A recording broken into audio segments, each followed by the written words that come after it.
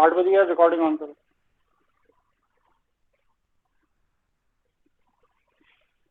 सभी साथियों को नमस्कार। प्रणाम गुरु जी। समय का प्रणाम मत करिए। 8 बजे के बाद कोई प्रणाम नहीं करेगा, डिस्टर्ब होता है। जिसको प्रणाम का शौक है 3 मिनट पहले जुड़ा करिए।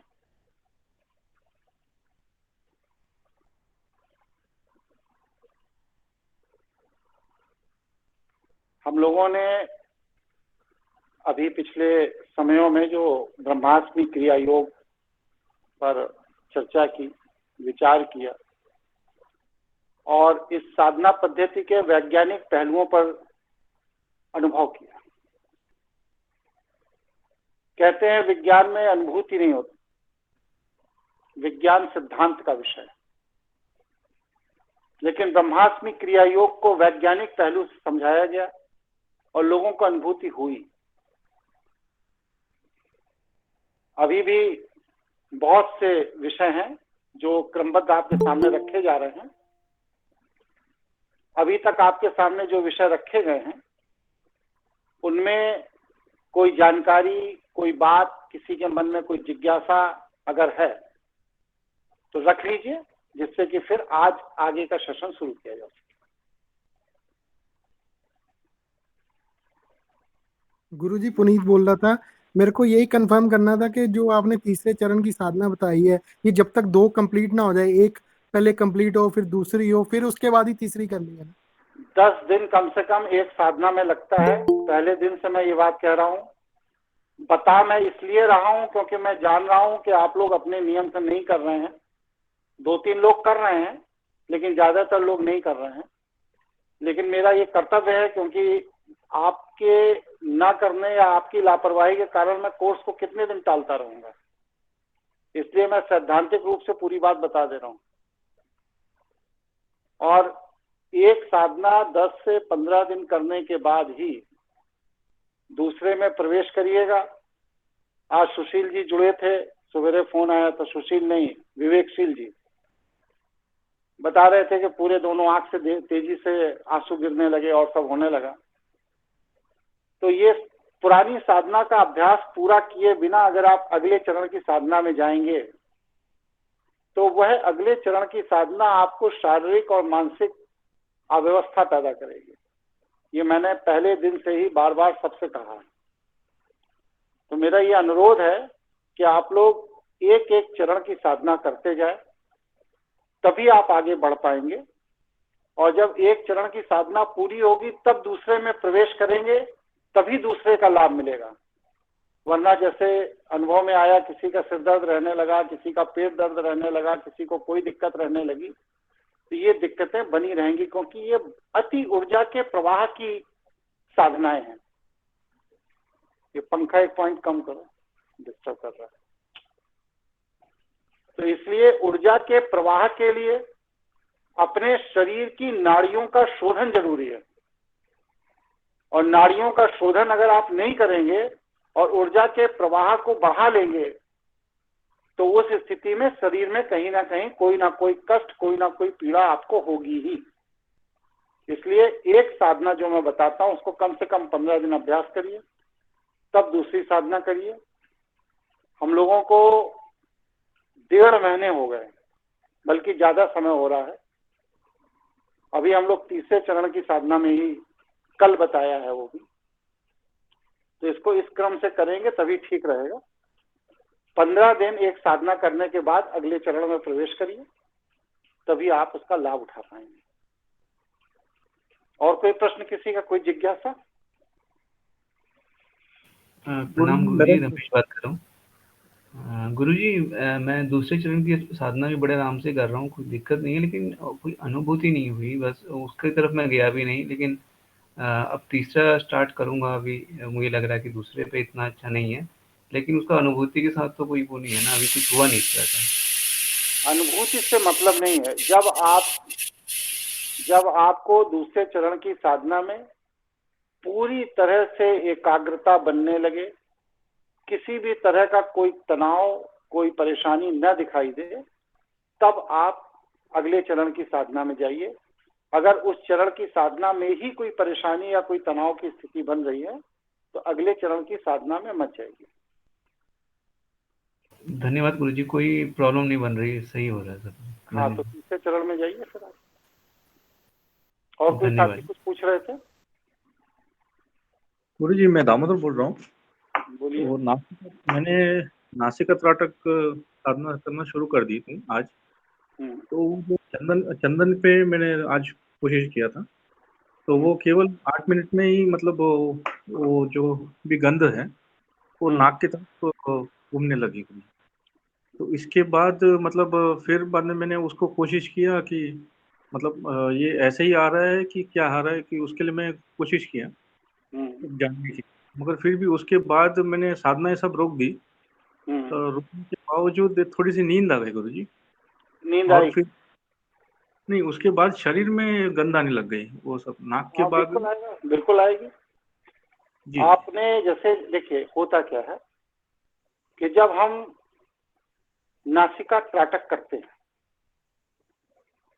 तो हमारे नाक के आगे कोई चीज नहीं होती,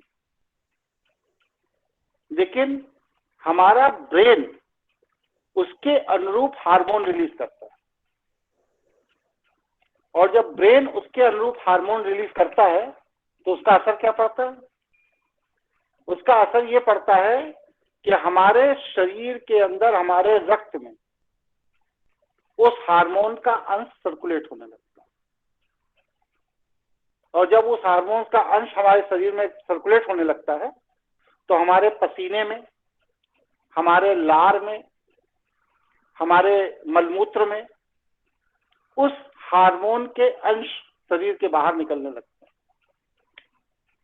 इसलिए ये जो आप बता रहे हैं ये एकदम स्वाभाविक है। मैं काल को रिवर्स करने की एक साधना कर रहा हूँ, प्रयोग कर रहा हूँ। पहले मैं हर साधना पे पहले मैं अपने ऊपर प्रयोग करता हूँ, फिर मैं पब्लिक को बताता हूँ। ये साधना जो मैं कर रहा हूँ इस समय प्रयोग के तौर पर, उसका इम्पैक्ट मेरे ऊपर ये पड़ रहा है कि जैसे युवा अवस्था में शरीर में स्मेल आती है, तो मेरे शरीर से उस तरह की स्मेल आने लगी जैसे 24-25 साल के लड़के के शरीर से आती है, पसीने में। देख रहे हैं आप लोग, ध्यान से देखिए, ये मेरे बाल वगैरह भी सब काले होने शुरू हो गए। जी जी जी जी गुरुजी बताया था आपने वो, जी दिख रहे हैं ऊपर से जी जी अंदर से सब काले हो रहे हैं। मूछें मेरी 100% सफेद थी, आप देखिए ये भी काफी हद तक काली होनी शुरू हो गई। जी ये एक वर्ष का समय लगेगा और ये 60 से 70% सारे बाल काले हो जाएंगे। स्किन का टोन बदल जाएगा। मेरे भौं, आईब्रो में, आप मेरे पहले की रिकॉर्डिंग देखिए जो शुरुआत की है 4 महीने 5 महीने पुरानी, उसमें देखेंगे 4-6 बाल सफेद हैं, लेकिन अब नहीं।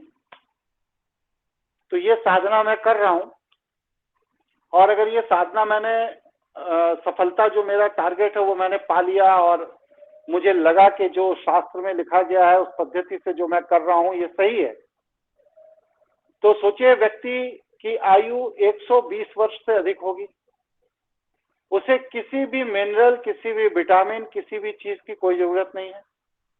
30 से 40 वर्ष व्यक्ति की आयु बढ़ जाएगी इस साधना को करने से। लेकिन अभी मैं इसको इसलिए डिस्क्लोज नहीं कर रहा हूं कि पहले मैं अपने ऊपर करके ये प्रयोग कर रहा हूं कि क्या ऐसा संभव है। अब ये मेरी आज जो मैं चश्मा लगाता हूं ये 2.5 का था, अब मुझे इसमें एजिटेशन होता है। मैं लगा जरूर लेता हूं लेकिन मुझे एजिटेशन, मुझे ऐसा लग रहा है कि मेरी आई साइट इंप्रूव की है और मुझे अब चश्मा बदलना चाहिए, क्योंकि चश्मा लगाने से पढ़ने में अब मुझे दिक्कत होती है। तो अब मैं जब जाऊंगा अपने डॉक्टर के पास, दिखाऊंगा उससे, तो हो सकता है वो कहे कि 0.5% आपकी आंख इंप्रूव कर गई है या चीजें इंप्रूव कर गई हैं, जो भी वो बताएगा, तो उसके हिसाब से देखा जाएगा। तो ये चीजें अगर संभव हैं शैव जीवन शैली, शैव साधना पद्धतियों में, तो हम लोग बेकार डॉक्टरों के पास भाग रहे हैं। आप अपने पूरे के पूरे इंटरनल सिस्टम को नए सिरे से सही कर सकते हैं। तो ये चीजें हैं, और जितनी चीजें मैंने आपको बताई हैं आज तक, ये सारी साधनाएं मैं कर चुका हूं, करने के बाद अनुभूत किया है।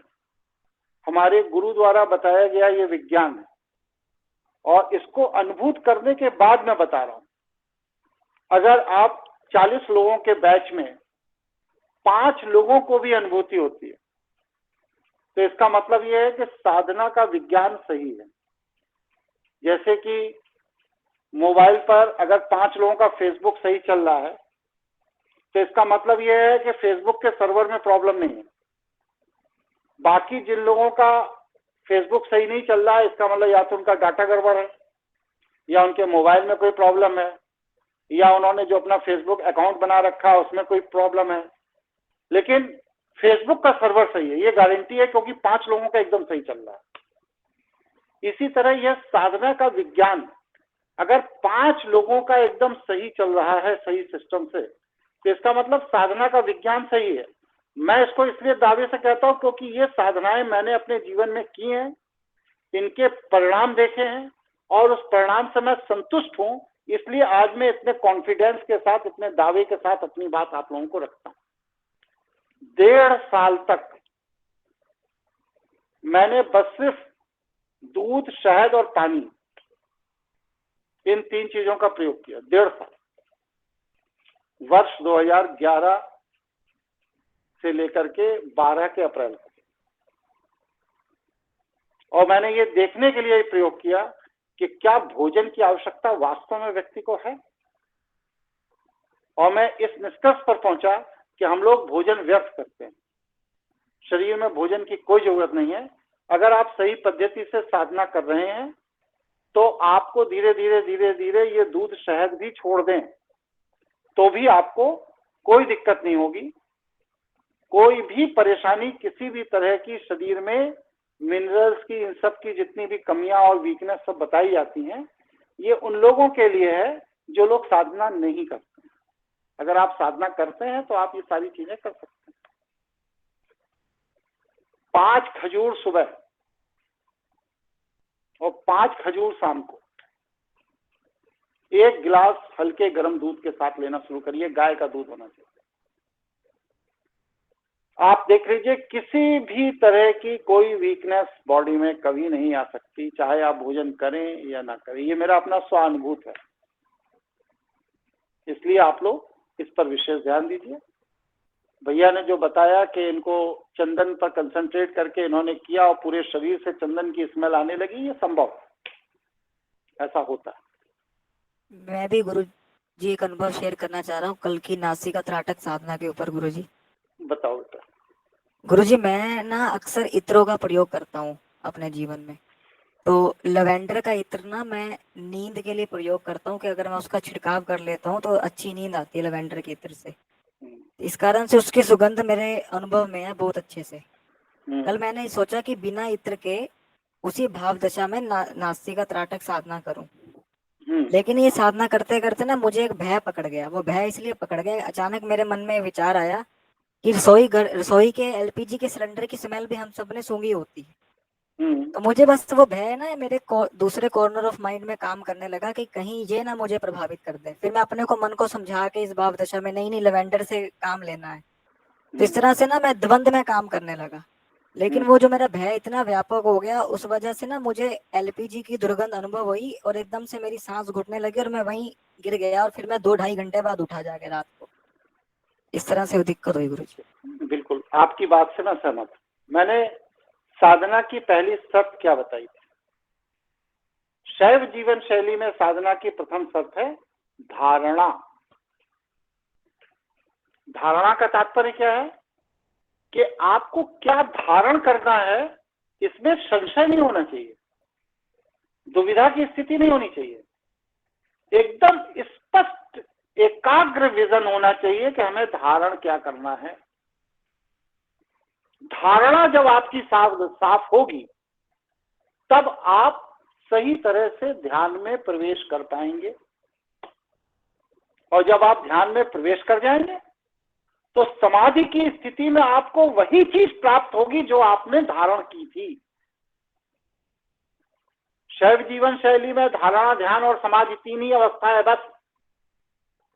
बाकी यम, नियम, प्रत्याहार, प्राणायाम, आसन, ये वैष्णव लोगों का प्रपंच है, चोंचला है, इसमें उलझने की जरूरत नहीं है जी। वो आत्मशोधन का विषय है। यम, नियम, प्रत्याहार, प्राणायाम, ये सब आत्मशोधन का विषय है। धारणा, ध्यान और समाधि, ये 3 ही स्टेप है शायद में बस।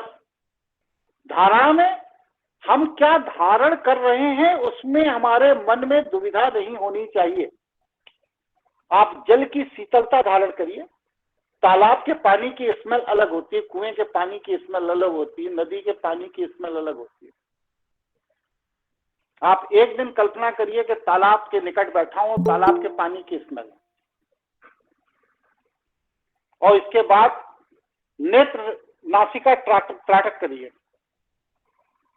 आप देखेंगे कि आपको ये महसूस होगा निरंतर कि आप तालाब के निकट बैठे हो, तालाब वाली स्मेल आपके अंदर आ रही। वही दूसरे दिन इसी नासिका त्राटक में आप महसूस करिए कि मैं कुएं के पानी को प्रयोग कर रहा हूं, कुएं के पानी की स्मेल है मेरे पास, आपको वो आने लगेगी। तो मतलब यह है कि धारणा जो बेस है साधना का, उसमें दुविधा की स्थिति नहीं होनी चाहिए। ये बच गए अगर इन्होंने ये मतलब कि दुविधा की स्थिति में जाकर किया, वरना यही गैस, एलपीजी गैस की स्मेल इनके फेफड़ों में घुटन पैदा कर देती है और हो सकता है इनकी मृत्यु भी हो जाए।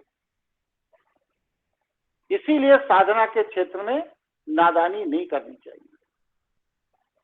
लड़कपन और जल्दबाजी में अगर आप ध्यान के क्षेत्र में प्रवेश करेंगे, मैं पहले दिन से ही कह रहा हूं, तो ये जितनी भी चीजें मैंने बताई हैं ये कहीं शास्त्र में वर्णित नहीं, ये स्वानुभूत है, मेरे गुरु द्वारा शैव पद्धति में मुझे सिखाया गया, जो मैं आप लोगों को सिखा रहा हूं। वैष्णव उपासनाओं की तरह ये ग्रंथों में नहीं लिखा। सभी तीव्र साधनाएं हैं। आप इसको जैसे जैसे आत्मसात करते जाएंगे वैसे वैसे आपकी अनुभूति बढ़ेगी, आपका कॉन्फिडेंस बढ़ेगा।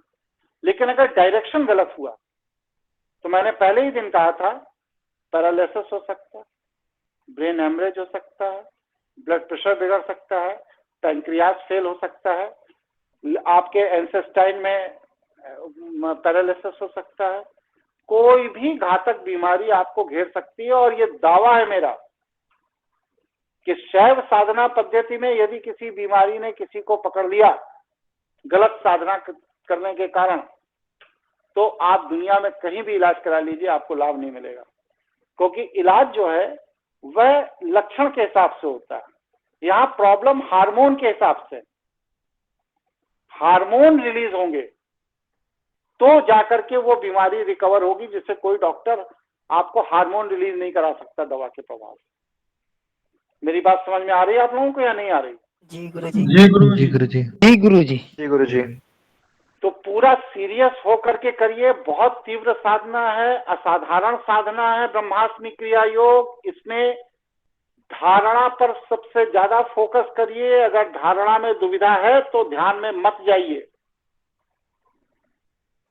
और अगर धारणा पर दुविधा रही और ध्यान में आप प्रवेश कर गए तो आपको स्थायी क्षति हो सकती है। पहले दिन से ही ये बात मैं बता रहा हूं। लेकिन अगर धारणा आपकी एकदम दुविधा विहीन है तो चमत्कारिक परिणाम आपको दिखाई देंगे।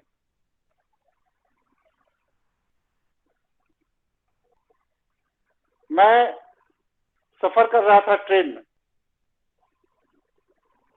मेरी आयु रही होगी ऐसे ही 28 साल के आसपास। दिल्ली से लौटना पड़ा, अचानक मेरे ससुर साहब की डेथ हो गई थी। तो 28-30 साल की एज थी, मैं आया, मुझे रिजर्वेशन नहीं मिला, तो मजबूरी में हमको उसमें बैठ के आना पड़ा जनरल क्लास में। और जैसा जनरल क्लास का रेलवे का हाल होता है, गड़बड़ सरबड़, तो मैं ऊपर के बेंच पर बैठ गया।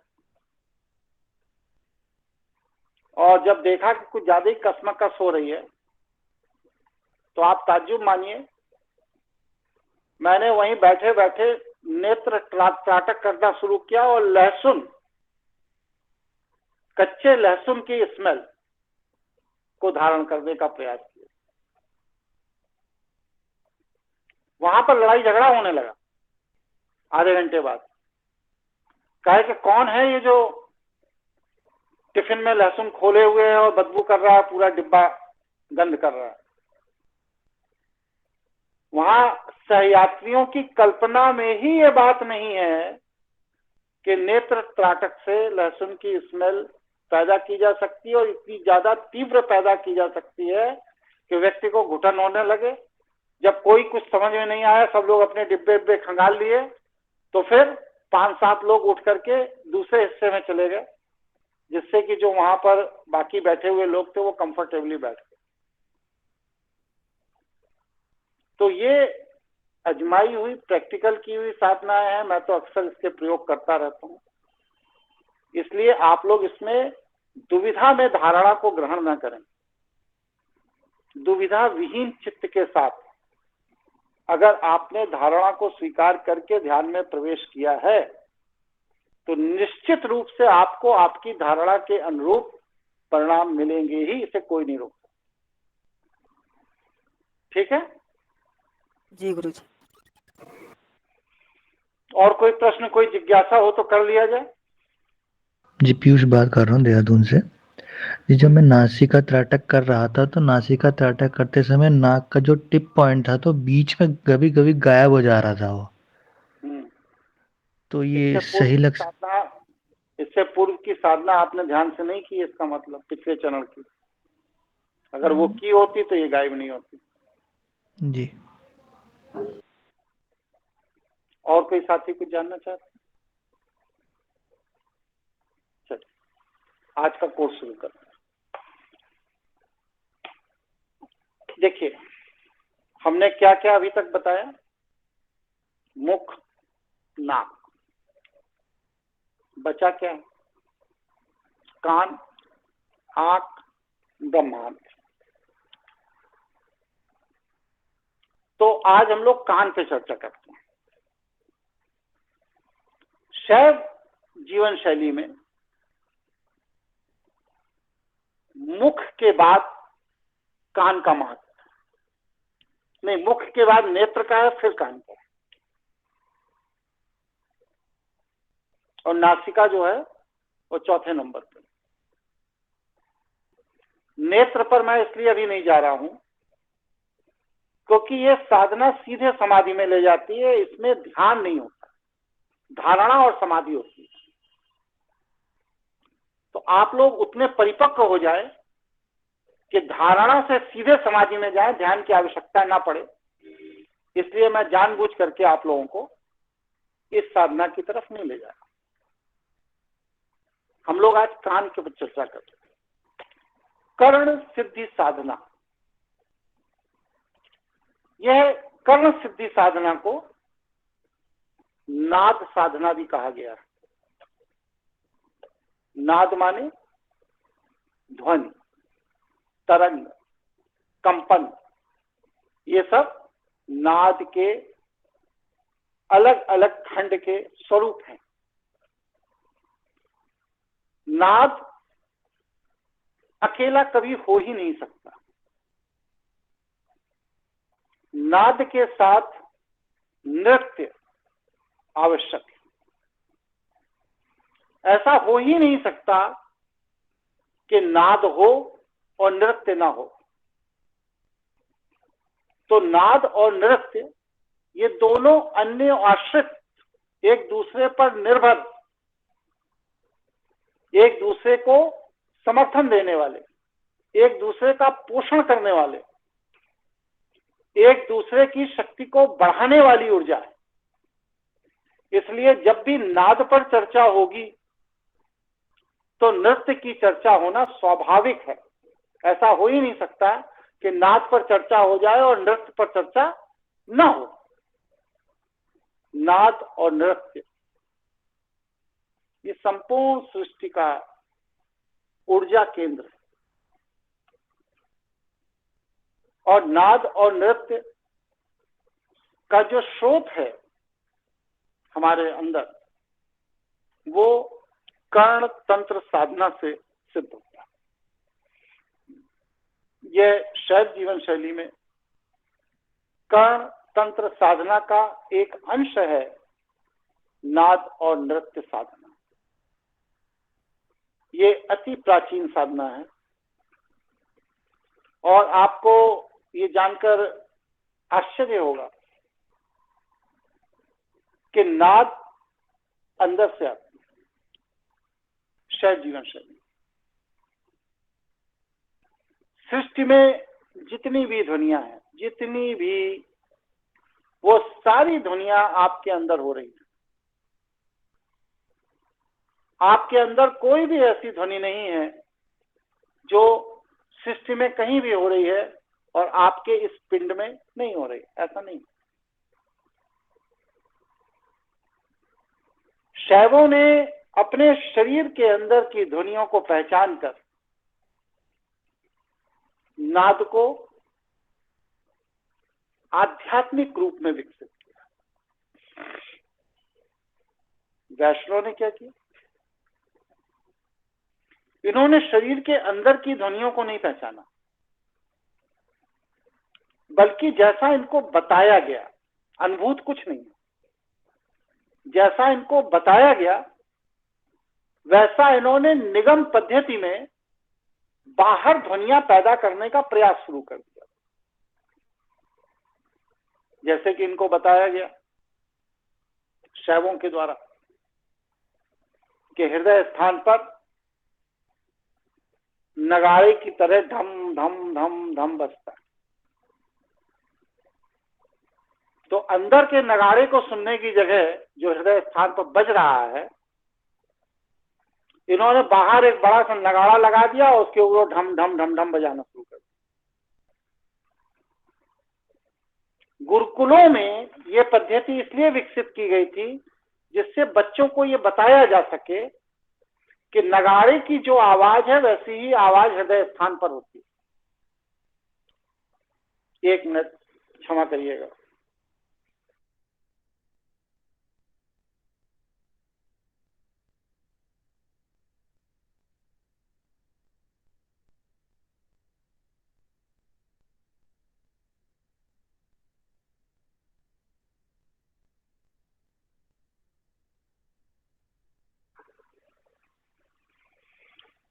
तो गुरुकुलों में ये बताया गया। इसी तरह हमारे आंतों के अंदर जो आवाज है, जल की, पानी की तरंग, वो आवाज कहाँ होती है? वीणा में होती है। वीणा के अंदर जो आवाज है। तो इन्होंने नाभि के अंदर आंतों में रसों के संचरण के कारण जो जल की तरंग है, उस तरंग की आवाज के स्थान पर एक इंस्ट्रूमेंट डेवलप किया और ये इंस्ट्रूमेंट के जनक थे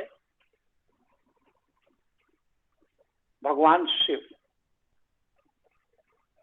अभी हम इसको आगे बताएंगे। भगवान शिव ने कौन कौन से इंस्ट्रूमेंट पैदा किए और किस किस को दिए। तो ये जो चीजें हैं, वाह नाद, शरीर के बाहर जो नाद का व्यवस्था की गई, ये मात्र गुरुकुल के छात्रों को समझाने के लिए की गई कि हमारे शरीर के अंदर के संग में किस तरह की ध्वनि होती है। बात को वही गुरुकुल के इंस्ट्रूमेंट मंदिरों में चले गए और मंदिरों में नगाड़ा बजाया जाने लगा, ढोलक बजाई जाने लगी, मजीरा बजाया जाने लगा, वगैरह वगैरह वगैरह, जो भी मंदिरों में बजाया जाता है।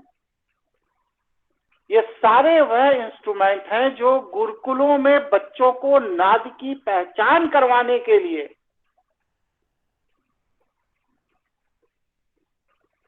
ईजाद किए गए थे वैष्णव गुरुकुल के आचार्यों द्वारा। जो ज्ञान वैष्णव गुरुकुल के आचार्यों ने शैव साधकों से प्राप्त किया था, इस तरह वाहनाद जो शरीर के बाहर बज रहा है और आंतरिक नाद जो शरीर के अंदर बज रहा है, इस तरह से यह दो नाद हमारे जीवन में हमें अनुभूत करने को मिलते हैं। ये बंद कर दो पंखा, खट खट करता आवाज, इसको सही करवाओ। तो ये जो आंतरिक नाद है, इस आंतरिक नादों की कल्पना शैव साधकों ने भगवान शिव के ज्ञान से की। ज्ञान में क्या है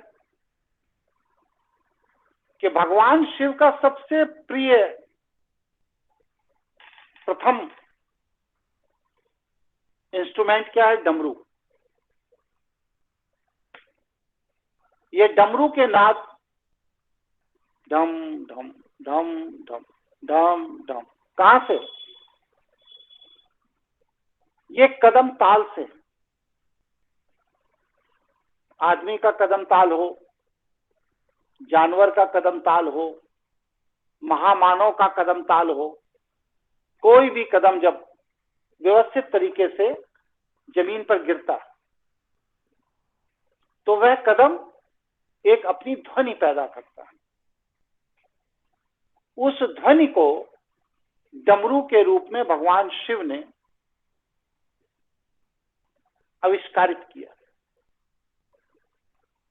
और वह डमरू उनका प्रिय वाद्य यंत्र बना, जो कि आंतरिक ध्वनि हृदय की आवाज से मेल खाता। वैष्णव लोगों के पास क्या है? शंख, पों, मजीरा, नगाड़ा, ढोलक, हारमोनियम वगैरह वगैरह जो भी बजाते रहते। तो जो स्वाभाविक नाद है, जो हमारे शरीर के अंदर के नाद हैं, उन चार स्वाभाविक आंतरिक नादों को भगवान शिव ने चार तत्वों के प्रतिनिधि के रूप में लिया। पृथ्वी तत्व की ध्वनि कहां सन्निहित की? डमरू में। पृथ्वी तत्व की ध्वनि एक मिनट, मच्छर आज कुछ परेशान कर रहा है लग रहा है। एक तो वो ले आओ चद्दर, सुन रहे हो? एक सफेद चद्दर कोई ले आओ, मच्छर काट रहा है। सफेद चद्दर या कोई चीज। तो ये जो डमरू है, ये पृथ्वी तत्व की ध्वनि है और इस इंस्ट्रूमेंट को भगवान शिव ने स्वयं धारण किया। दूसरा इंस्ट्रूमेंट क्या बनाया? वीणा। इसकी उत्पत्ति, इसकी खोज सतयुग में। वीणा जल तत्व की ध्वनि को उत्पन्न करने वाला यंत्र है। सफेद वाली लाओ।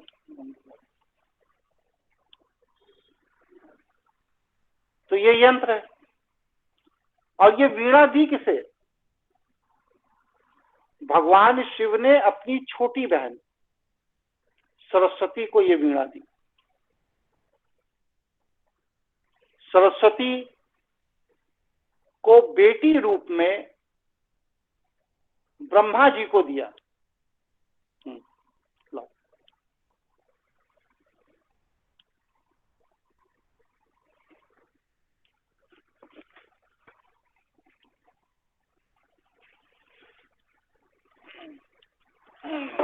आज मच्छरों ने परेशान कर दिया।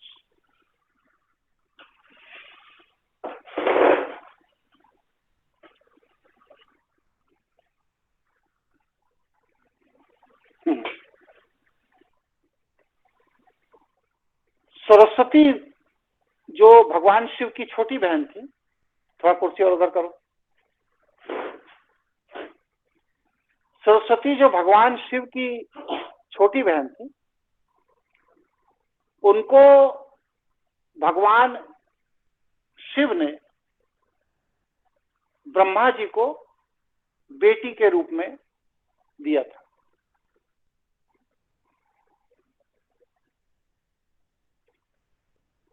ब्रह्मा जी ने 10 मानस पुत्र पैदा किए बिना स्त्री के संयोग के, और उन्होंने ये देखा कि जब 10 के अंदर वैराग्य का भाव पैदा हो गया तो उन्होंने ये पाया कि सृष्टि संचालन के लिए मैथनिक सृष्टि अनिवार्य है, और मैथनिक सृष्टि का जो पहला प्रयोग उन्होंने किया वो जो भगवान शिव की छोटी बहन जो उन्हें बेटी रूप में दी गई थी उसी के ऊपर की, और जामवंत जी का जन्म हुआ। ये जामवंत जी सतयुग में भी थे, त्रेता में भी थे और द्वापर में भी थे। तो ये वीणा देवी सरस्वती को भगवान शिव ने उपहार स्वरूप दी। ये जल तत्व का प्रतिनिधित्व करता है, सतयुग में भेंट किया था। फिर इसके बाद एक दूसरा इंस्ट्रूमेंट इजाद किया, सरगम। सरगम क्या होता है? एक वो होता है, उसमें एक डंडी लगी रहती है, डंडी में एक डोरा लगा रहता है और उसे पकड़ के डोरे से यूं यूं यूं यूं करके बजाया जाता है। तानपुरा और सरगम में अंतर है। तानपुरा में क्या है कि जो तार है उसको व्यक्ति उंगली से बजाता है, और सरगम में तानपुरा के तार को उंगली से ना बजा करके एक धनुष जैसा आकृति का लकड़ी होती है, उसमें एक डोरा लगा रहता है, उससे बजाया जाता है। ये घर्षण से निकलने वाली ध्वनि, यह अग्नि तत्व का प्रतिनिधित्व करती है। और यह सरगम का भेंट आविष्कार त्रेता में हुआ, और यह सरगम रावण को भेंट किया था भगवान शिव। इसी सरगम से रावण ने एक स्वर की उत्पत्ति की थी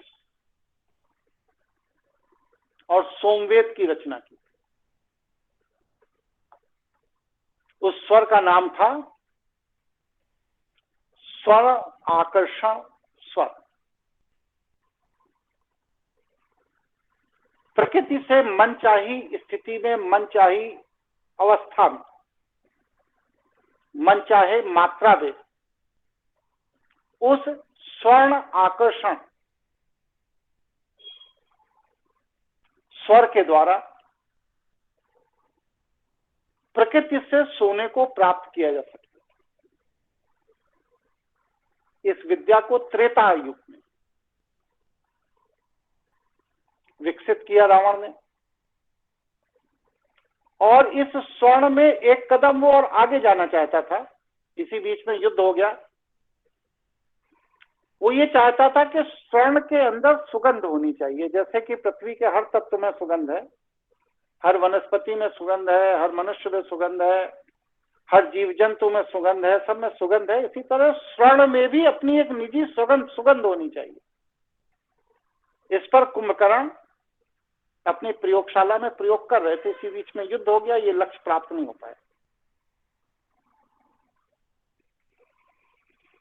तो ये सरगम अग्नि तत्व की ध्वनि को इजाद करने वाला यंत्र है। इसको भगवान शिव ने बना करके अपने परम भक्त रावण को भेंट किया। सतयुग में वीणा बनाई, त्रेता में सरगम बनाया। द्वापर में बांसुरी बनाई। दधीच की हड्डी से वज्र बन जाने के बाद जो हड्डियों के अवशेष बच गए, टुकड़े, उन टुकड़ों से बांसुरी की उत्पत्ति हुई। और ये बांसुरी भगवान शिव को जागृत करके भगवान कृष्ण को दिया। बांसुरी वायु तत्व का प्रतिनिधित्व करती है। इस तरह 4 तत्वों का प्रतिनिधित्व करने वाले 4 इंस्ट्रूमेंट बन गए। 5वां तत्व जो आकाश तत्व है, वहां का जो नाद है, जो ध्वनि है, वह है ओम। यह ओम ध्वनि महाकाल को भगवान शिव की कृपा से प्राप्त हुई। इसीलिए पूरी सृष्टि में, सृष्टि की उत्पत्ति के प्रथम स्वर को ओम कहा गया है। जब तक सृष्टि चलेगी, महाकाल का अस्तित्व रहेगा, तब तक यह ओम की ध्वनि बनी रहेगी। और जिस दिन सृष्टि अपने आप में समाहित होकर वापस शिव तत्व में चली जाएगी, उस दिन यह ओम की ध्वनि के साथ ही समस्त ब्रह्मांड समेटना शुरू होगा। ये ओम नाद अनादि है, अनंत है, अगोचर है, गोचर है। और आकाश तत्व का नाद है, जो कि महाकाल के नियंत्रण में है। सृष्टि में कोई भी चीज ऐसी नहीं है, कोई भी चीज ऐसी नहीं है जिसमें नाद ना हो। सृष्टि में सब कुछ नाद और नृत्य से संचालित। नाद की उपस्थिति यह बताती है कि प्रकृति, मनुष्य, जीव जंतु, पशु पक्षी, वनस्पति, यह अभी जीवित हैं। अगर हमारे हृदय का नाद बंद हो जाए तो घोषित कर दिया जाएगा कि योगेश कुमार मिश्रा जी अब नहीं रहे। लेकिन जब तक हृदय का नाद चल रहा है, तब तक मैं जीवित हूं। कमोवेश यही स्थिति हर पशु पक्षी जीव जंतु की है। लेकिन यह नाद वनस्पति में भी होता है। इवन पृथ्वी तत्व के पहाड़, पर्वत जितने भी हैं, इनमें भी अपना विशेष नाद होता है। इसीलिए देखिए, अलग अलग तरह के पत्थर पर ठोकर लगाने से अलग अलग तरह की ध्वनि प्रकट होती है। कोई प्रश्न, कोई जिज्ञासा हो तो यहां तक पूछ लीजिए, फिर आगे बढ़ाइए।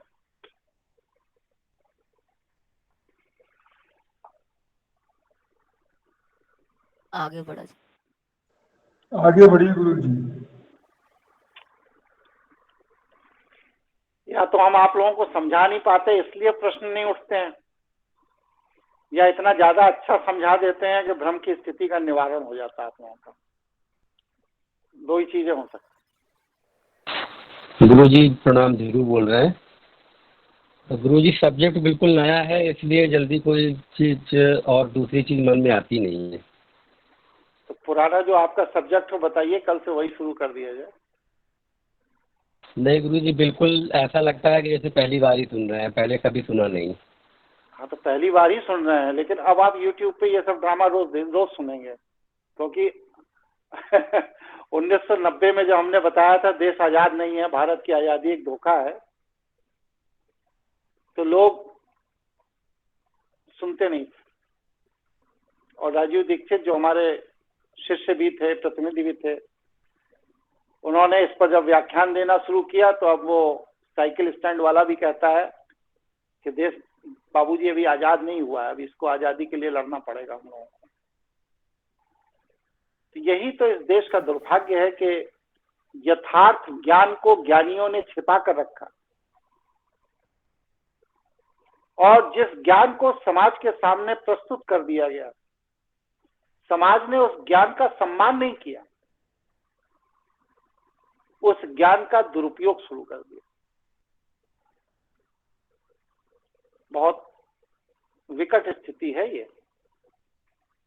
चलिए आगे बढ़ते हैं, अपना कर्तव्य मैं कर रहा हूं। ये कौन है बीच में स्पीकर ऑन किए?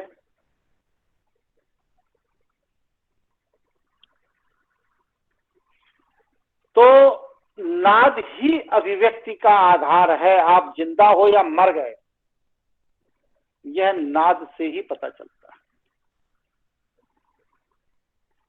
स्वर की उत्पत्ति भगवान शिव की ऊर्जा और कंपन के संयोग से हुई।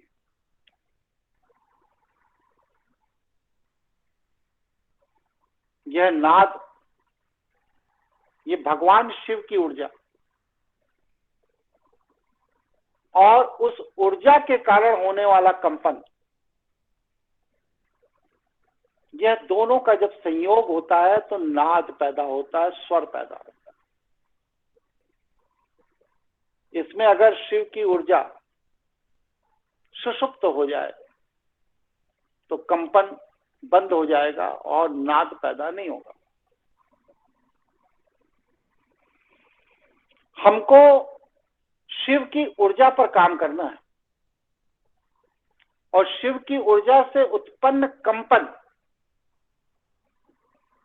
माया को पैदा करती है। इसलिए कंपन पर नियंत्रण करते हुए शिव की ऊर्जा पर काम करने वाला साधक शैवत्व को प्राप्त कर लेता है, पूर्ण हो जाता है, समाधिस्थ हो जाता है, निर्विकल्प समाधि में चला जाता है। शैवत्व की प्राप्ति क्या है? शैवत्व की प्राप्ति यह है कि महाकाल का जिस पर प्रभाव ना हो, तो शैवत्व। मार्कंडेय ऋषि अल्पायु,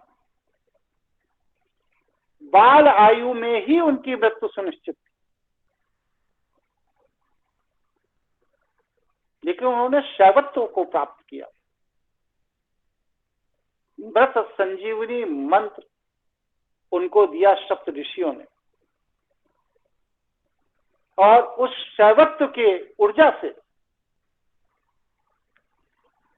उन्होंने यमराज को भ्रमित कर दिया। शिव की ऊर्जा अंदर थी, लेकिन सारे कंपन उन्होंने अपने साधना की शक्ति से बंद कर दिए।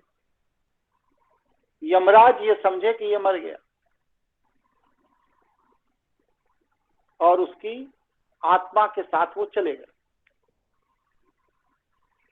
बाद में पता ये चला कि यमराज जिस मार्कंडेय की आत्मा को लेकर गए यमलोक, वो आत्मा का बिंब था, आत्मा थी ही नहीं। आत्मा तो शरीर में तब भी थी। और फिर जब वह लौट के आए कि तुमने मुझे धोखा दिया, तब तक काल का समय पूरा हो गया था, मृत्यु का समय पूरा हो गया था। अतः प्रकृति की व्यवस्था के तहत यमराज अब उसको मार नहीं सकता, और मार्कंडेय ऋषि परम आयु को प्राप्त हुए। शिव की ऊर्जा को उस पराकाष्ठा तक पहुंचा देना जहां पर शैवत्व को प्राप्त कर लिया जाए। नाद और नृत्य दोनों शांत होकर जीवनी ऊर्जा शैवत्व में प्रवेश कर जाए, यह स्थिति निर्विकल्प समाधि की होती है।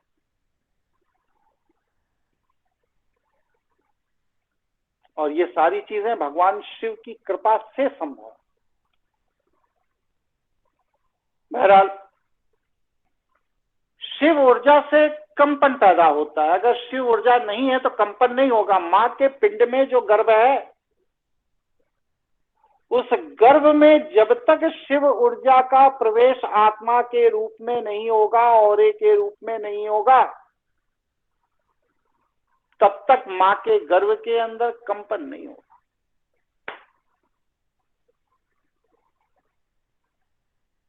और वह जब कंपन होता है तो शिव ऊर्जा के प्रभाव से होता है। कंपन से नाद की उत्पत्ति होती है, नाद,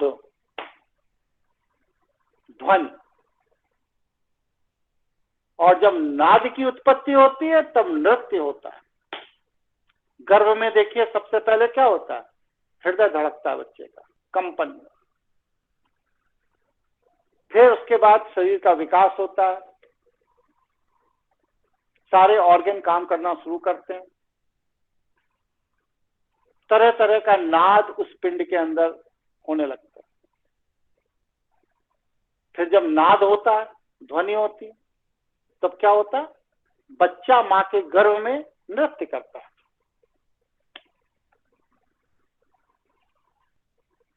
तो शिव ऊर्जा के प्रवेश के बिना पिंड के अंदर ना कंपन संभव है, ना नाद संभव है, ना नृत्य। इसलिए शिव ऊर्जा ही कंपन, नाद और नृत्य का आधार है। यही शिव ऊर्जा समस्त सृष्टि का संचालन कर रही है। अगर नृत्य नहीं है तो व्यक्ति मृत प्राय है, मरा हुआ। इसीलिए मृत प्राय व्यक्ति जो डिप्रेशन में चला गया, अवसाद में चला गया, मृत प्राय, जिंदा है शरीर लेकिन मरा हुआ, निष्क्रिय, उनको शैव जीवन शैली में क्या कहते हैं? नृत्य करो और अवसाद के बाहर निकलो। अगर शरीर में शिव ऊर्जा है, कंपन हो रहा है, नाद हो रहा है और तुम अवसाद में हो, तो उस अवसाद से निकलने का एकमात्र रास्ता है, वो है नृत्य। नटराज बनो। क्योंकि नृत्य ही गुरुत्वाकर्षण और विकर्षण का आधार है। जितने वायुगमन यात्रा करने वाले लोग हैं, साधक, वो सब मानसिक नृत्य में पारंगत होते हैं। अगर वह मानसिक नृत्य में पारंगत ना हो तो पृथ्वी के गुरुत्व के ऊपर जा ही नहीं सकते, वायुगमन कर ही नहीं सकते। विकर्षण के सिद्धांत को वह अपने जीवन में आत्मसात नहीं कर सकते। तो मानसिक नृत्य ही गुरुत्वाकर्षण और विकर्षण का आधार है। इसलिए नृत्य ही समस्त सृष्टि के संचालन का आधार है। सृष्टि में कोई चीज ऐसी बता दीजिए, एक चीज आप बता दीजिए जो मूव ना कर रही हो, नृत्य ना कर रही हो। किसी का एक्शन फास्ट हो सकता है, किसी का एक्शन स्लो हो सकता है, लेकिन एक्शन सब जगह है। क्योंकि एक्शन विहीन अगर कोई हो गया तो वह मृत है, और जो मृत है वह क्षय की गति को प्राप्त कर लेता है। ये प्रकृति की व्यवस्था है। क्षय की गति क्या है? अपने आप में समिट के नष्ट हो जाने का प्रोसेस। इसका मतलब शिव ऊर्जा आपको बिंदु रूप से लेकर के विस्तारित करती है, और वह विस्तार इतना बड़ा होता है कि आप में से करोड़ों बिंदु पैदा हो सकते हैं। किसके प्रभाव से? शिव ऊर्जा के प्रभाव से। और वह शिव ऊर्जा आप में कंपन पैदा करती है, कंपन से नाद पैदा होता है, नाद से नृत्य पैदा होता है, और नृत्य ही सृष्टि के संचालन का आधार है, और कुछ है ही नहीं, सब व्यर्थ। यहां तक कोई प्रश्न, कोई जिज्ञासा हो किसी को तो पूछ लीजिए।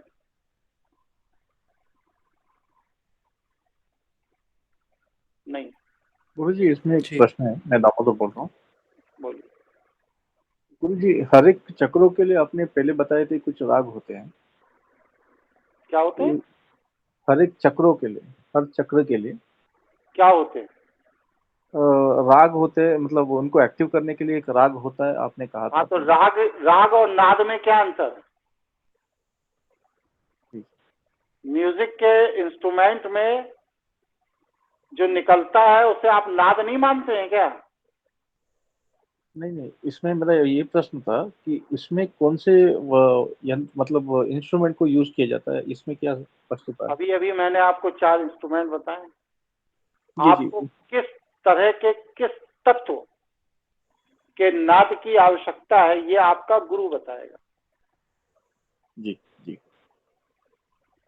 अभी मैंने आपको बताया ना। हाँ जी। कि पृथ्वी तत्व के लिए डमरू है, जी। जल तत्व के लिए वीणा है, ये सब मैं आपको बताया कि नहीं बताया? जी जी। तो फिर भूल जा रहे हैं क्या बीच बीच में भैया? मैं इसका विश्लेषण मतलब चक्रों के हिसाब से कौन सा नाद होते हैं, कौन से इंस्ट्रूमेंट होते हैं, ऐसे मैं पूछना चाहता हूँ। जब मैं चक्र पढ़ा रहा था तब आपको बताऊंगा। अभी इस क्रम को चलने दीजिए। बीच में आप लोग हैब्जर्ड पढ़ना चाहते हैं, सिस्टमैटिक नहीं पढ़ना चाहते। नहीं।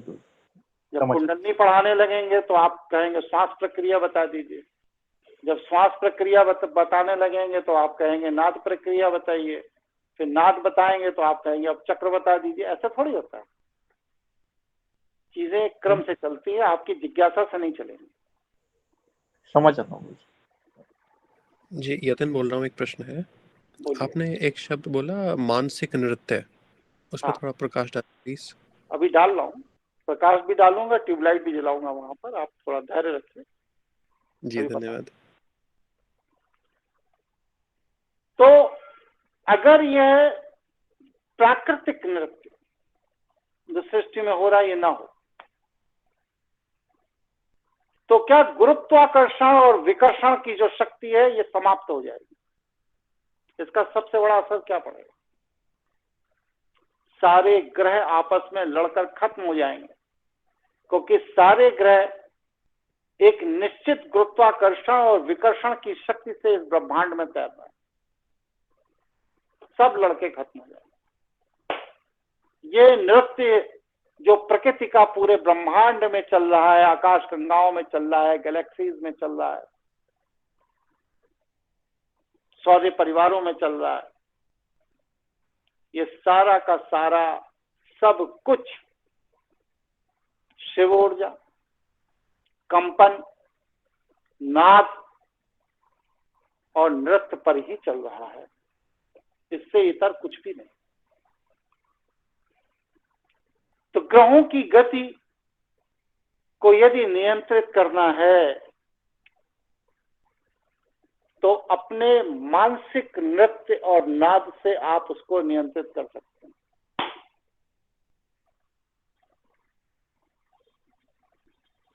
किसने किया था? उदाहरण बताइए, याद है, संज्ञान है आप लोगों को? नहीं है? हाँ ना, कोई तो बोलो, कम से कम पता तो लगे, जुड़े भी हो कि घर चले गए। नहीं है गुरुजी, नहीं है। तो आप लोग संकोच में कहाँ चले जाते? क्या बच्चों का क्लास है कि वो खुट्टी कर देगा, वो मिल्ली कर लेगा? कहाँ चले जाते हो आप लोग? हैं? मतलब इतने प्रौढ़ हो गए, 40-40, 30-30 साल की आयु हो गई, अभी भी पता नहीं क्या किस मानसिकता के लोग हैं। सृष्टि में ग्रहों की गति को नियंत्रित करने का जो सबसे प्रमाणिक पहला उदाहरण मिलता है वो भगवान विष्णु का मिलता है। हमारे यहाँ ईश्वर ने जो व्यवस्था बनाई थी उसमें दिन में सूर्य की रोशनी और रात में चंद्रमा के पूर्णिमा की रोशनी बनी रहे, ऐसी व्यवस्था बनाई गई थी।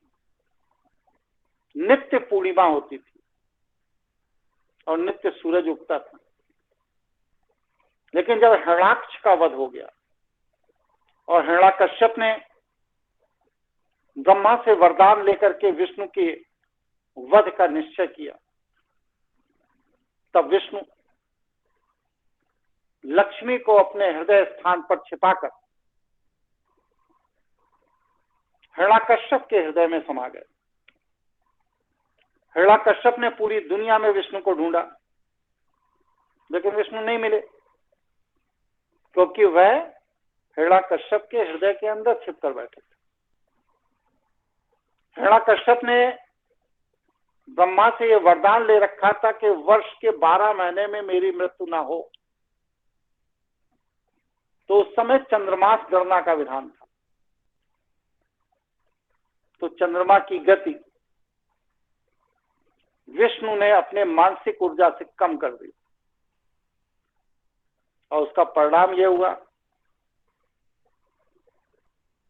कि हर तीसरे वर्ष 1 महीना अधिक होने लगा, जिसे हम लोग अधिमास कहते हैं। और यह 13वां महीना था, क्योंकि ब्रह्मा जी से उसने 12 महीने में कभी भी मेरी मृत्यु ना हो यह आशीर्वाद लिया था। इसलिए 13वें महीने में विष्णु ने हिरण्याकश्यप का वध कर दिया। तो यह ग्रहों की गति को नियंत्रित करने का सबसे पहला शास्त्रों में उदाहरण विष्णु का मिलता है। और इसके बाद दूसरा सबसे बड़ा उदाहरण मिलता है वशिष्ठ ऋषि, जिन्होंने ग्रहों की गति में परिवर्तन करके सतयुग के बाद जो द्वापर आना चाहिए था उसके स्थान पर वह त्रेता ले आए और विष्णु के राम अवतार को कृष्ण से पहले जन्म लेने के लिए बाध्य कर दिया। उन्होंने वह ग्रहों की स्थिति बना दी जिस स्थिति में गोचर पर राम को जन्म लेना ही पड़ा। ऐसे और भी बहुत हैं। कृष्ण ने भी महाभारत काल में सूर्य की गति को नियंत्रित किया था। तो उदाहरण कई मिल जाएंगे, लेकिन ये कैसे संभव है, लोग पूछते हैं। तो इसका जवाब यह है कि नाद और नृत्य, मानसिक नाद और मानसिक नृत्य के सामर्थ्य से किसी भी ग्रह की गति को नियंत्रित किया जा सकता है। क्योंकि नाद और नृत्य ही संपूर्ण सृष्टि को संचालित करने का आधार है। अगर आपने नाद और नृत्य के विज्ञान को समझ लिया, अभ्यास कर लिया और आत्मसात कर लिया, तो प्रकृति आपके अधीन हो जाएगी। कोई प्रश्न, कोई जिज्ञासा हो तो बताइए। गुरुजी, एक प्रश्न था मेरा, जो नाद का मतलब जो प्रेशर होता है उस पे भी बॉडी के ऊपर जो फर्क पड़ता है वो क्यों पड़ता है? फॉर एग्जांपल, हम पैदल चल रहे हैं, साइकिल से चल रहे हैं, ट्रेन से चल रहे हैं, प्लेन से चल रहे हैं। जब हम प्लेन से बहुत कम समय में यात्रा करते हैं तब भी हमारी पूरी बॉडी मतलब 24 घंटे से ज्यादा के लिए थक जाती है जब तक एक बंदा नींद नहीं निकालता। ऐसा क्यों होता है ये जानना। क्योंकि नृत्य का तारतम्य बिगड़ जाता है।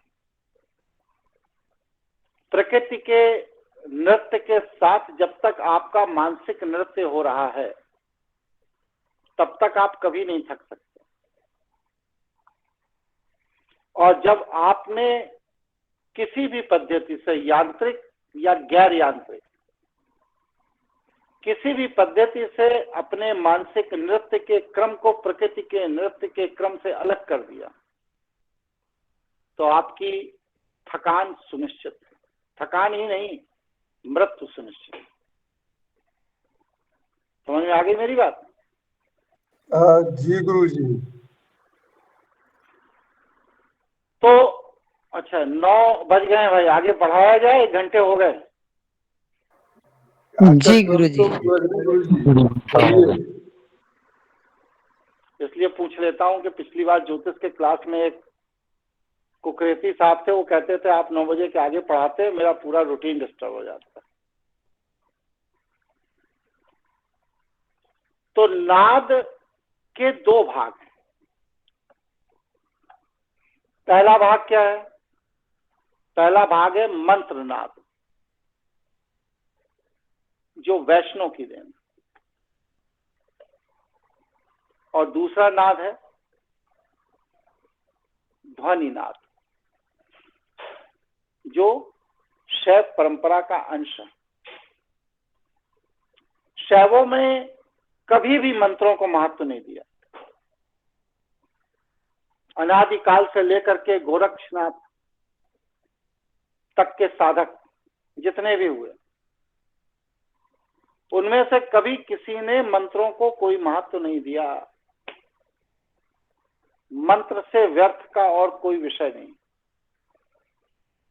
मंत्र की उपयोगिता बस सिर्फ वातावरण बनाने की है, आपके मानसिक शक्तियों को क्रमबद्ध करने की है, भाग दौड़ के जीवन में मस्तिष्क को व्यवस्थित करने की है। लेकिन अकेले मंत्र जाप से कुछ भी प्राप्त नहीं होता। इसीलिए जो लोग पूरे जीवन भर गायत्री मंत्र पढ़ते रहते हैं और दूसरे मंत्र पढ़ते रहते हैं, वो आत्म संतोष के लिए पढ़ते रहते हैं, लेकिन आध्यात्मिक उन्नति उनकी कोई नहीं होता। मंत्र के पीछे जो मंत्र का नाद है, वही मंत्र की ऊर्जा है। मंत्र के पीछे छिपा हुआ मंत्र का नाद अगर आपने नहीं समझा तो आप किसी भी मंत्र को बड़बड़ाते रहिए, कोई लाभ नहीं हो। और मंत्र के पीछे मंत्र के नाद की ऊर्जा समझाएगा कौन? किताब नहीं समझा सकता, शास्त्र नहीं समझा सकता, आपका पुलंदा नहीं समझा सकता, पांडुलिपि नहीं समझा सकता, व्यर्थ। मंत्रों के पीछे मंत्र के नाद की ऊर्जा को या तो ईश्वर समझा सकता है या गुरु समझा सकता है, और कोई नहीं समझा सकता।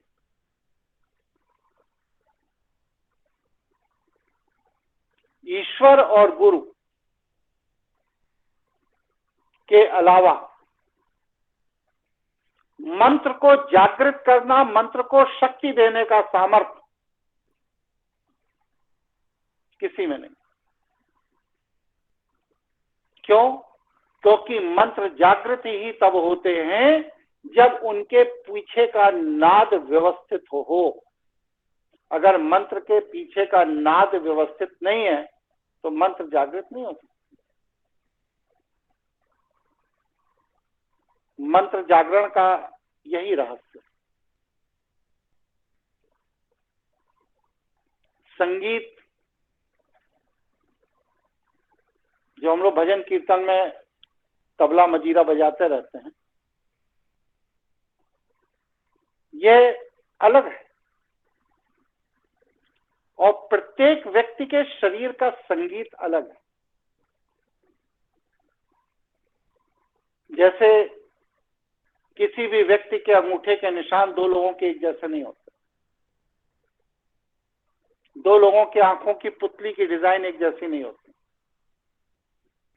उसी तरह हमारे शरीर के अंदर शिव ऊर्जा के कारण होने वाले कंपन से प्रकट होने वाला नाद, संगीत कभी भी दो व्यक्तियों का एक जैसा हो ही नहीं सकता। सृष्टि में जितने लोग हैं उतने तरह का नाद है, उतने तरह का संगीत है। और मंत्र काम तभी करता है जब मंत्र का नाद और आपके शरीर के अंदर के संगीत का नाद एक हो जाए। अगर मंत्र का नाद का लय अलग है और आपके शरीर के अंदर के संगीत के नाद की लय अलग है, तो वह मंत्र कभी भी आपको सिद्ध नहीं होगा। अब इसके दो रास्ते। पहला रास्ता यह है कि हम अपने शरीर के अंदर के संगीत के नाद में कोई परिवर्तन न करें और मंत्र के नाद में परिवर्तन करके उसे अपने शरीर के अंदर के संगीत के नाद के अनुरूप बना ले। एक दूसरा तरीका क्या है कि हम अपने शरीर के अंदर के नाद में परिवर्तन करके उसे मंत्र के नाद के अनुरूप बना लें। दो में से एक को बदलना पड़ेगा, तभी मंत्र सिद्ध होगा। सारी जद्दोजहद साधना के क्षेत्र में इसी बात की है कि हमें सिद्धि कैसे प्राप्त हो, हमारी साधना सिद्ध कैसे हो, इसी का ही तो संघर्ष है। इसका रहस्य यही है कि आप जो सिद्धि प्राप्त करना चाहते हैं उसके लिए मंत्रों का वर्णन जो किया गया है, उस मंत्र के अक्षर को अलग कर दीजिए और उस अक्षर के पीछे जो नाद है, उस नाद का क्रम अपने शरीर के नाद से मिला लीजिए, आपको मंत्र सिद्ध हो जाएगा। ये एक अभ्यास कक्ष है और जब तक ये क्रम नहीं मिलाएंगे तब तक कभी भी आपको मंत्र सिद्ध नहीं होगा। कोई प्रश्न, कोई जिज्ञासा हो तो पूछ लीजिए।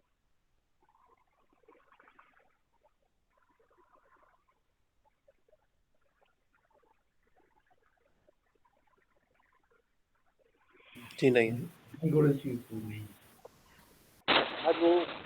गुरुजी धीरू बोल रहे हैं। हाँ तुम जरूर बोलो। हाँ बताओ। गुरुजी मंत्र से अपने मंत्र को कैसे नाद को अपने शरीर की नाद से मिलाएं? आप अभ्यास में कर क्या रहे हैं? हम और कुछ करवा रहे हैं क्या? वही तो प्रैक्टिस करवा रहे हैं। उसी के तो 7 चरण है जो कह रहे हैं कि एक एक चरण से बढ़ते जाइए। यही मिलाने का प्रोसेस है। जी ठीक है गुरुजी। अभी तक आप इसको क्या समझ रहे थे जो हम आपको अभ्यास करवा रहे थे? आप इसको अभी तक क्या समझ रहे थे? गुरुजी वही प्रयास कर रहे थे, वही जो अभी तो हम पहले स्टेज की कर रहे हैं। आप समझ क्या रहे थे? क्या आपका टाइम पास कर रहे हैं? नहीं गुरुजी, साधना ही कर रहे हैं। तो साधना का मतलब क्या है वही तो मैं जानना चाह रहा हूँ ना। आप इसको क्या समझ रहे थे अभी तक? जो आपको 1.5 महीने से मैं करने के लिए आप लोगों पर फोर्स डाल रहा हूँ, वो मैं क्या करवा रहा था आपको? जी यही है गुरुजी। तो जब यही है तो फिर प्रश्न क्यों कर रहे हो?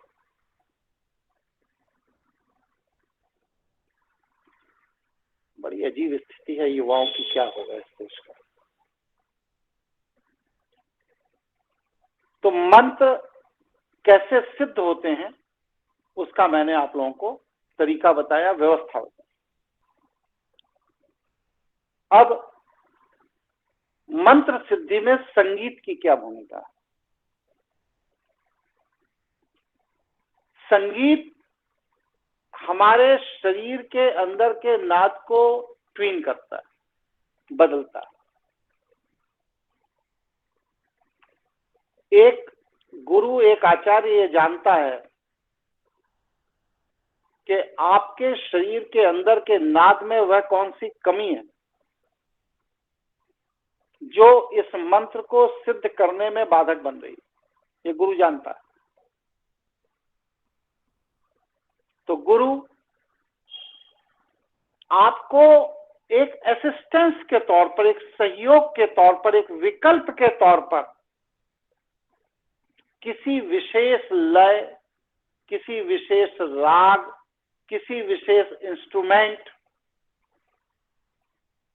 की मदद देने की कोशिश करता है। जैसे कि एक अपाहिज व्यक्ति को बैसाखी दी जाती है मदद के लिए, लेकिन जब चोट ठीक हो जाती है तो बैसाखी फेंक देता है।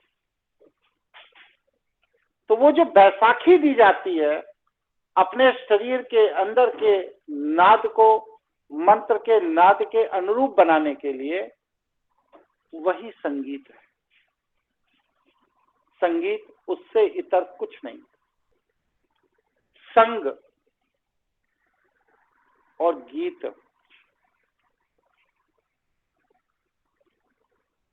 तो आपके शरीर के अंदर का नाद मंत्र के नाद के अनुरूप हो, इसके लिए संगीत है। और संगीत में अलग अलग 7 प्रकार के नादों की सरगम बनाई गई। सा रे गा मा पा धा नी, ये सरगम। इसमें हर सरगम का हर अक्षर, हर शब्द बीजाक्षर, और वह बीजाक्षर आपके ब्रेन के अंदर हार्मोन को बदलकर आपके बॉडी के अंदर के नाद को नियंत्रित कर देता है, परिवर्तित कर देता है। और जब शरीर के अंदर का नाद परिवर्तित हो जाता है तो आपका शरीर उस मंत्र के नाद के अनुरूप अपने को एडजस्ट करने के लिए तैयार हो जाता है और आपको मंत्र सिद्ध हो जाता है। इसीलिए जितने भी मंत्र सिद्ध के बेसिक साधक, बेसिक जैसे आप लोग, इन सभी को म्यूजिक, संगीत जो शास्त्रीय गत है, ये नहीं हुलुलुलु वाले, यह सुनना जरूर चाहिए, इससे अभ्यास जरूर करना चाहिए। ये आपके अंदर की शैव ऊर्जा से उत्पन्न नाद को नियंत्रित करने में आपके सहयोगी होंगे।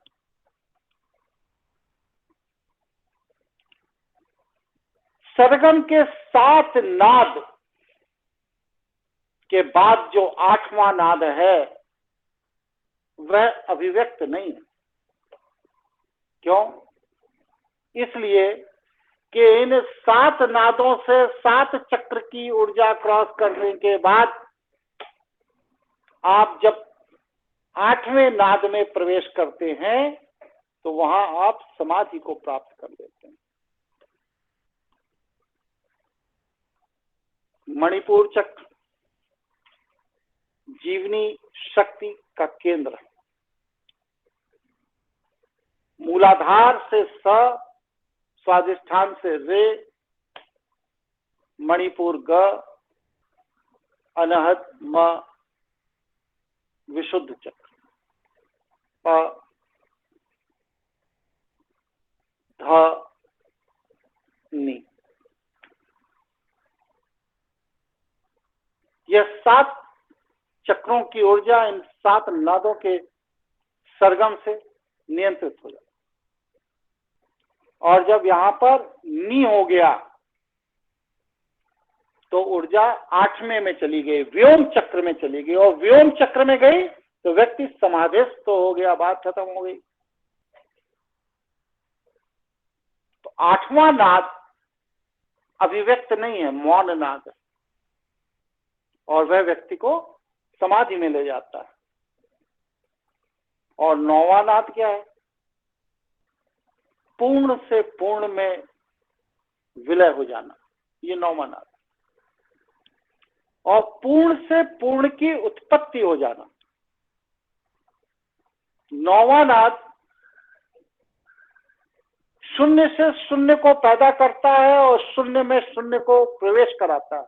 ये नौवां नाद, इसी को वेदों में कहा गया है पूर्णमद पूर्णमिदं पूर्णादि पूर्णमुदच्यते पूर्णस्य पूर्णमादाय पूर्णमेवावशिष्यते।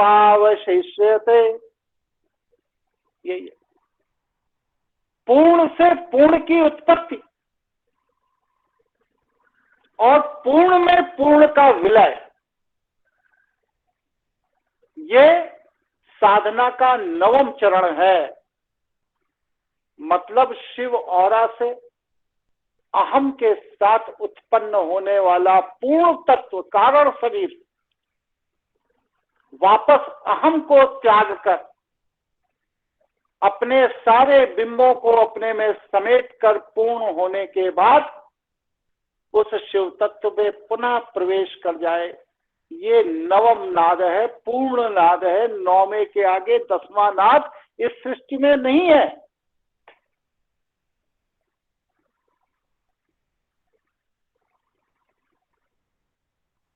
तो ये पूरा का पूरा संगीत मंत्र, मंत्र का नाद शरीर, शरीर का नाद और उससे प्राप्त होने वाली सिद्धियों का विज्ञान।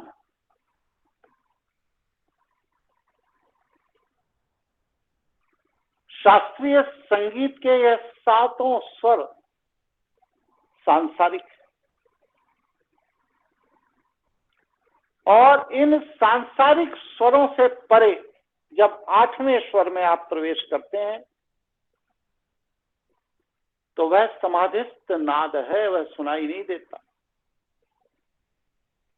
और फिर समाधिस्थ नाद के बाद अगला क्या है, वह शिव नाद है जिसमें कारण शरीर शिव ऊर्जा में प्रवेश कर जाता है। जब तक शिव औरे का नाद की तरंग आपके कारण शरीर के नाद के तरंग के अनुरूप नहीं होगी, तब तक आपका कारण शरीर को शिव औरा अपने अंदर प्रवेश नहीं देगा। और यह कैसे अनुरूप होगी? अहम को त्यागने से, स्वा को त्यागने से।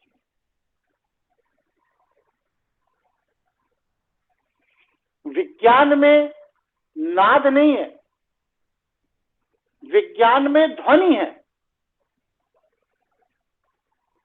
वहां पर ध्वनि तरंग को मापने की व्यवस्था है, नाद मापने की व्यवस्था विज्ञान आज तक विकसित नहीं कर पाया।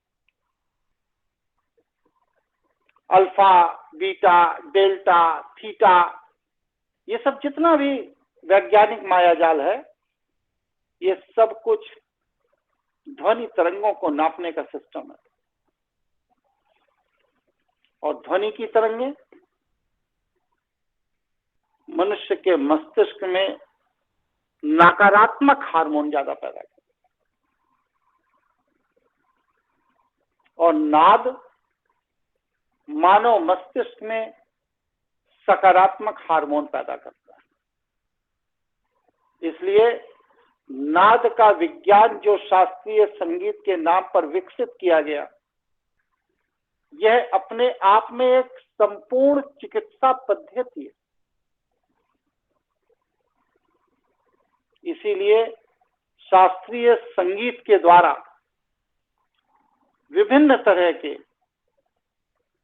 रोगों की चिकित्सा, अब इसे वर्तमान विज्ञान भी प्रमाणिक मानने लगा। सही तरह से गाया गया संगीत व्यक्ति ही नहीं, पशु पक्षी, जीव जंतु, वनस्पति,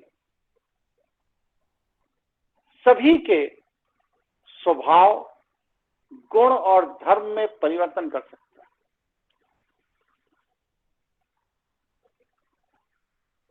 जिन गौशालाओं में सुबह शाम भजन बजता है, वहां गाय 10% अधिक दूध देती है। किसी ऑक्सीटोसिन इंजेक्शन जरूरत नहीं है वहां पर। पंडित ओंकार नाथ ठाकुर, बनारस के रहने वाले, काशी। मुसोलिनी 1933 में जब इटली पर अपना शासन कर रहा था तो अनिद्रा का शिकार हो गया, पेशेंट हो गया। इटली की राजधानी रोम में दुनिया के सारे चिकित्सक, मनोचिकित्सक मुसोलिनी का इलाज करने के लिए आमंत्रित किए गए। मुसोलिनी का अनिद्रा को कोई ठीक नहीं कर पाया। परिणाम क्या हुआ कि मुसोलिनी को यह पता चला कि संगीत के माध्यम से अनिद्रा की चिकित्सा करने वाला एक आचार्य, एक ब्राह्मण बनारस में रहता है। मुसोलिनी ने उनको आमंत्रित किया। पंडित ओंकार नाथ ठाकुर, संगीत के इतिहास का बहुत बड़ा नाम, ये मुसोलिनी से मिलने गए। मुसोलिनी ने इनको अपनी परेशानी बताई कि हमें नींद नहीं आती। परिणाम क्या हुआ कि मुसोलिनी ने कहा, ये तो मैं आपको भी यही सुला सकता हूं। कहीं कैसे? तो उस खाने की मेज पर जो कटोरियां सजी हुई थी, उन कटोरियों को लेकर के उसमें 7 कटोरी क्रम से लगाई और उनमें जल की मात्रा कम ज्यादा करके भर दिया, और वह कांटा चम्मच जिससे खाना खा रहा था उससे उसको सरगम बजाना शुरू कर दिया। और आपको ताज्जुब होगा कि मात्र 15 मिनट के अंदर मुसोलिनी उसी खाने की मेज पर सो गया, जो वह 1.5 साल से नहीं सो पा रहा था। यह है संगीत की ताकत। शास्त्रीय संगीत का सामर्थ्य यह है। अकबर के जिद पर तानसेन को दीपक राग गाने के लिए अकबर ने बाध्य किया और कहा कि अगर तुम्हारे शक्ति में, संगीत में शक्ति है तो तुम इस दिए को जलाओ म्यूजिक से। अकबर ने दीपक राग गाया और उस दीपक राग से वह दिया जल गया। बड़ा ताज्जुब हुआ, क्योंकि दीपक राग जो है इसके अधिष्ठाता देवता सूर्य है और प्रतिनिधि देवता इसके अग्नि है। दीपक राग देवलोक का राग है, इसे पृथ्वी लोक पर नहीं गाना चाहिए, शास्त्र में मना है। लेकिन इस राग को तानसेन ने अपने आचार्य, अपने गुरु संत श्रोमणी हरिदास जी महाराज, जो वृंदावन के रहने वाले थे, उनसे सीखा था। इसका वर्णन इस घटना का, इस राग का राधा गोविंद संगीत सार नामक ग्रंथ में मिलता है। उसे सीखा और उसने इसे गाया। परिणाम क्या हुआ? दिया जल गया। लेकिन उसका एक दूसरा परिणाम भी हुआ, क्योंकि उसने अपने औरे को, अपने नाड़ियों को शोधित नहीं किया था तानसेन ने उस स्तर के लिए, या नाड़ियां जो शोधित की थी वह विलासिता और काल के प्रवाह में उनका शोधन दूषित हो गया। परिणाम यह हुआ कि तानसेन के शरीर में भी चिंगारियां निकलने लगी और उसे ऐसा लगने लगा कि उसका पूरा शरीर जलकर राख हो जाए। तब तानसेन की बेटी सरस्वती को वहां बुलाया गया और सरस्वती ने मलहर राग को गा करके अपने पिता के शरीर के अंदर दीपक राग के कारण जो अग्नि प्रज्वलित हो गई थी उसको शांत कर दिया और इस तरह अपने पिता की मृत्यु से उन्हें बचा लिया। बैजू बाबरा तानसेन का प्रतिस्पर्धी, अकबर ने घोषणा कर दी कि तानसेन के अलावा मेरे साम्राज्य में और कोई भी संगीत नहीं गा सकता। बैजू बाबरा के पिता भजन करते थे, उनकी हत्या कर दी गई।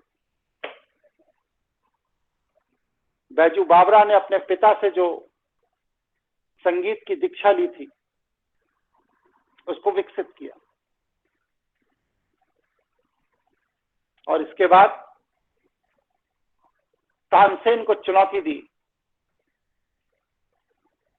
एक पत्थर बीच में रख दिया गया कटोरे में और तानसेन से कहा कि आप अपने संगीत से इस पत्थर को पिघलाकर पानी बना दीजिए। तानसेन नहीं कर पाए, लेकिन बैजू बाबरा ने अपने तानपुरा पर जो स्वर निकाला वह जल तत्व प्रधान स्वर था और उस जल तत्व प्रधान स्वर का परिणाम क्या हुआ कि वह कटोरे के अंदर रखा हुआ पत्थर पिघलकर पानी हो गया। बैजू बाबरा ने अपना तानपुरा उसी पिघले हुए पानी में फेंक दिया और कहा, मेरे पिता की हत्या का जो व्यक्ति कारण था, आज उससे जीतकर मैंने अपने प्रतिशोध को पूरा किया। अब मैं संगीत से संन्यास ले रहा हूं। यह है संगीत की ताकत। आदि गुरु शंकराचार्य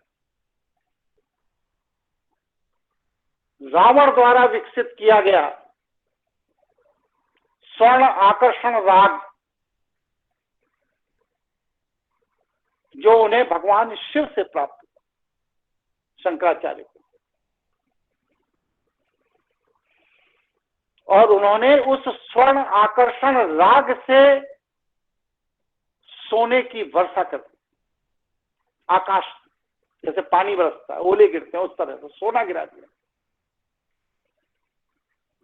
वह तिथि थी अक्षय तृतीया। इसीलिए अब सोना होना तो कोई बरसात कर नहीं पाता है, तो लोग जाके बाजार से ही खरीद लाते हैं कि अक्षय तृतीया को सोना खरीद लिया जाए। लेकिन अक्षय तृतीया को जो गोचरीय स्थिति होती है, उस दिन कनक धारा स्त्रोत का स्वर्ण आकर्षण राग के जानकार द्वारा यदि पाठ किया जाए तो प्रकृति से आपको स्वर्ण की प्राप्ति होने लगती है, ऐसा हमारे शास्त्र बतलाते हैं। इस स्वर्ण आकर्षण राग के जनक सोमवेद के रचयिता महात्मा रावण थे। हर नाद हर विषय हमारे शरीर के अंदर के रिदम को सुधार कर हमारे रोगों से हमें मुक्त कर सकते हैं, हमारे शरीर के अंदर के रोगों को बिगाड़ कर नादों को परिवर्तित करके हमें रोगी बना सकते हैं। यह है नाद का महात्मा। 9:30 बज गया है। 1.5 घंटे से मैं बकबक कर रहा हूं। किसी का कोई प्रश्न, कोई जिज्ञासा हो तो पूछ लीजिए, फिर इसके बाद क्लास पूर्ण कर रहा हूं। जी, यतन बोल रहा हूँ। एक प्रश्न है, जैसे हमने डिस्कस किया था कि नाद जो स्वर है सरगम के, वो बीजाक्षर हैं और वो हर एक चक्र के साथ जुड़े हुए हैं। तो जो हमारे शास्त्रीय संगीत में जो शास्त्रीय गायन है या जो साउथ में या नॉर्थ में भी है, वो तो साधना कर रहे हैं संगीत की, तो उसका भी उनके चक्रों पे फर्क पड़ता होगा। और क्या हम ये मान सकते हैं कि उनकी कुंडली जागरण हुई होगी? बिल्कुल हुई है, मीराबाई की हुई है, तुकाराम की हुई है, चैतन्य महाप्रभु की हुई है, सूरदास की हुई, कितने नाम गिनाऊं आपको? जी। और बताइए। अब ये जो प्रवचन अभी चल रहा था आधा हो पाया है, इसको कल रखा जाए या ना रखा जाए, इसको भी बताइए। जी रखा जाए। जी रखा जाए। रख सकते हैं। जी गुरु जी रखा जाए। जी गुरु जी रखा जाए। 4 ही लोगों ने बोला, बाकी और कहाँ? नहीं गुरु जी रखा जाए। इसको नहीं रखा जाए ये बताइए कौन कहना चाहता है? तो इसका मतलब सबकी सहमति है, रखा जाए। तो ठीक है, कल नाद के पूरे विषय पर आगे का जो विज्ञान है उसको मैं बताऊंगा। हम लोग कल पुनः 8 बजे शाम को मिलेंगे और कल इस विषय को पूर्ण कर देंगे। तब तक के लिए सभी साथियों को नमस्कार। प्रणाम गुरु जी। प्रणाम गुरु जी। प्रणाम।